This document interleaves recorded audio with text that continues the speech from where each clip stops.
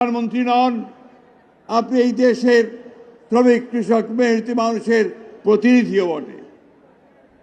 আজকে সারা বাংলাদেশ একটা ধ্বংসী স্তূপের মধ্য থেকে উঠে দাঁড়াতে শুরু করেছে আপনার নেতৃত্বে। আমাদের কৃষি ধ্বংস হয়ে গিয়েছিল, আমাদের শিল্প ধ্বংস হয়ে গিয়েছিল, আমাদের ব্যাংক বিমা ধ্বংস হয়ে গিয়েছিল, আমাদের অর্থনীতি একেবারে তলানিতে চলে গিয়েছিল। মাননীয় প্রধানমন্ত্রী, আজকে শ্রমিক শ্রেণী যারা সবচেয়ে বেশি অবহেলিত বঞ্চিত এই সমাজে, তারা সবচেয়ে বেশি আঘাতপ্রাপ্ত হয়েছে। অথচ এই শ্রমিকেরা সব সময় পরিবর্তনের জন্যে তারা প্রাণ দিয়েছে এবং আজকে এই দিনটি হচ্ছে সেই রক্তে লালে ভেজা মে দিবস।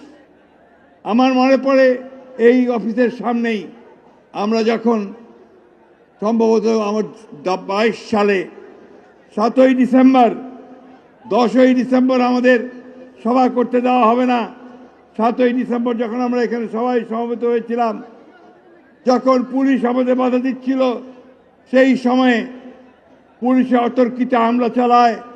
প্রথম যে শহীদ হয়েছিল মকবুল, একজন ওয়ার্কশপের শ্রমিক বন্ধুগণ।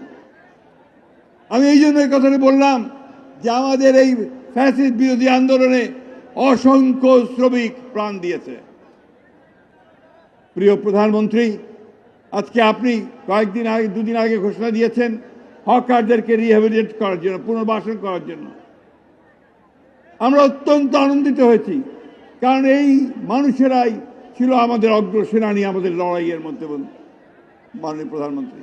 তাই আজকে আমি মাননীয় প্রধানমন্ত্রী আপনার কাছে বিনীতভাবে অনুরোধ জানাতে চাই যে এই শ্রমিকদের যে ন্যূনতম মজুরি, যে কথাটা রিজভী সাহেব বলেছেন, আমাদের নেতা আমাদের জনাব নজরুল ইসলাম খান সাহেব বলেছেন, এই বিষয়ে আপনি চিন্তা করবেন এবং কিভাবে শ্রমিকদের সেই ন্যূনতম মজুরি করা যায় সে বিষয়টা আপনি দেখবেন।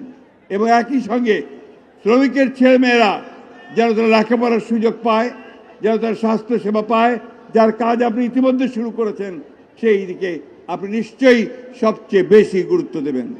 আরেকটি কথা বলে আমি শেষ করব, যাদের কথা সহজে কেউ বলে না, আমাদের শ্রমিক নেতারাও বলে না, তা হচ্ছে চা বাগানের শ্রমিক।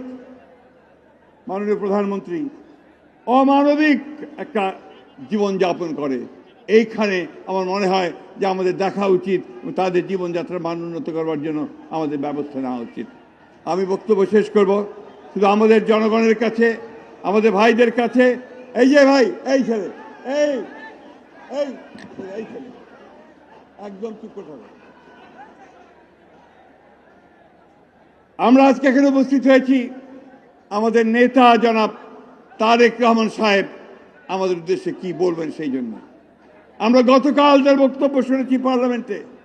আমরা দেখেছি যে একজন স্টেটসম্যানের মতো, সত্যিকার অর্থেই একজন রাষ্ট্রনায়কের মতো তিনি সমগ্র বাংলাদেশের সামনে একটা সামনে চলার পথ দেখিয়ে দিয়েছেন। আসুন আমরা তার সেই দেখানো পথকে সামনে নিয়ে শ্রমিক কৃষক মেহনতি জনতা, ছাত্র যুবক, আমরা সবাই এক হয়ে তার হাতকে শক্তিশালী করি এবং তিনি নতুন যে একটা বাংলাদেশ গড়ার স্বপ্ন দেখছেন, তার সেই স্বপ্নকে বাস্তবায়িত করি। আমরা আশাবাদী এই জন্য যে তিনি সেই নেতার পুত্র, যে নেতা আমাদের বাংলাদেশকে যুদ্ধ করে যিনি আমাদেরকে বাংলাদেশের স্বাধীনতা দিয়েছিলেন। তিনি সেই নেত্রীর পুত্র যিনি আমাদের বাংলাদেশকে সামনের দিকে নিয়ে গিয়েছেন, গণতন্ত্রের জন্য লড়াই করে আজকে তিনি চলে গেছেন আমাদের কাছে। তাই আমাদের আশা তার কাছে আমরা সবাই ঐক্যবদ্ধ হয়ে তাকে সমর্থন করব এবং ইনশাআল্লাহ তার জন্য বিজয়, বাংলাদেশের মানুষের জন্য বিজয় আমরা ছিনিয়ে